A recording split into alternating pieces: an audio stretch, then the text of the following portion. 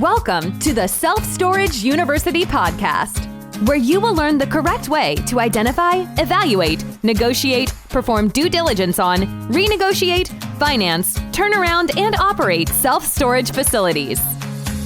And now, here is your host, a partner in one of the largest real estate portfolios in the U.S. with nearly $1 billion of holdings, Frank Rolfe.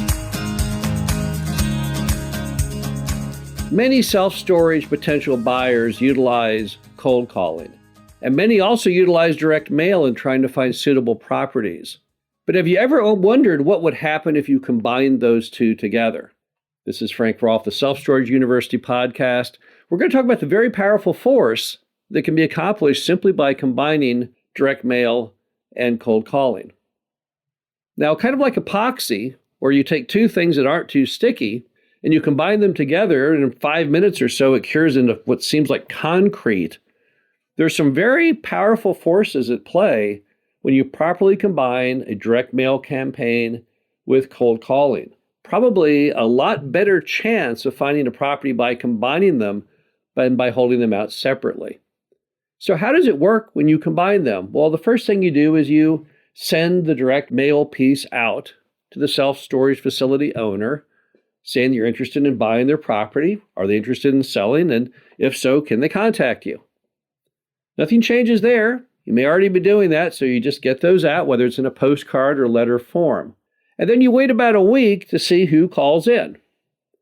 And anyone who doesn't call in, you start calling them. But it's not the typical cold calling pitch, hey, I want to buy your self-storage facility, are you interested? Instead, the leadoff is, hey, I sent you something in the mail concerning your self-storage facility, and I'm following up on that. This allows you to get your foot in the door in a much better positioning than when you're simply cold calling about selling, because it just seems so much more professional. That's the entree that a self-storage facility owner might get from a big company, like a big insurance company or somebody that maybe even they had contacted, where they get something in the mail, and then they get the follow-up call to say, did you get it? Do you have any questions? Did you read it? I'm here to answer questions. So you almost universally get that stronger reaction from the seller because they respect the fact that you just come off as more professional, as more part of a big company. It also makes it easier for you. If you're not really into cold calling because you find it kind of scary, you've never really done any kind of telemarketing, then it's a much softer landing when you're starting off with the, hey, did you get what I sent you? And what do you think? Because it typically gets better received and it makes you just feel better. Like it's not one of those scroungy cold calls that you yourself get on any number of topics on your landline. Now, there's also the aspect of what is called the Hollywood Rule of 7.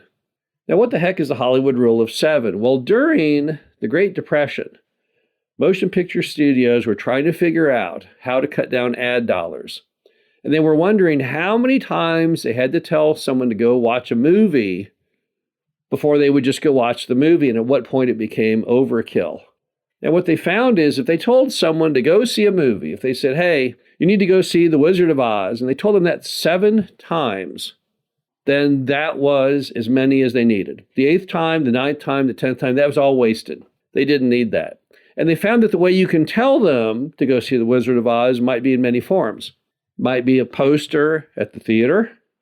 It might be a billboard somewhere. It might be word of mouth from a friend who saw it. And what happens is when you combine cold calling and direct mail, it gives you 2 different ways to implant in their mind the fact that you want to buy their storage facility. That variation is called build in marketing terms. And by build, it means when you reach people in different ways, all with a common purpose, it tends to register and they remember it more. That's how that works. You probably have seen an advertising commercial sometimes on TV, the same commercial twice in a row, and you think, oh, that must be a mistake. TV station, why would they ever run the same commercial twice? Well, they do that deliberately. That's a marketing concept called bunching. By bunching the ads, the same ad twice in a row, it makes you better remember it because it's something you're not used to seeing. It's kind of weird. And again, many buyers of self-storage facilities rarely utilize both skills combined.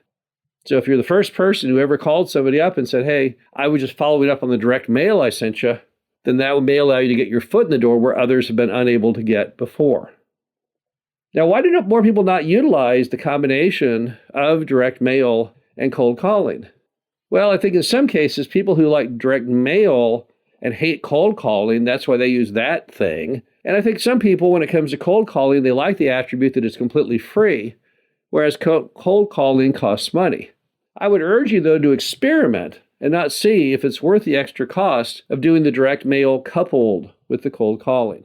A typical direct mail piece has a 1% success ratio. If you send out 500, you'll normally get a call from 5 people. That's a 1% rate of return, which in the world of direct mail is considered an absolute smashing success. That's an A+. I guarantee you, though, if you cold call the other 495 people, you're going to get way more people interested. So by combining those two together, you're going to get a much higher rate of return on your energy. You're going to get a lot more deals to look at, and one of those deals may be the winner that you've been seeking. This is Frank Rolfe, the Self Storage University podcast. Hope you enjoyed this.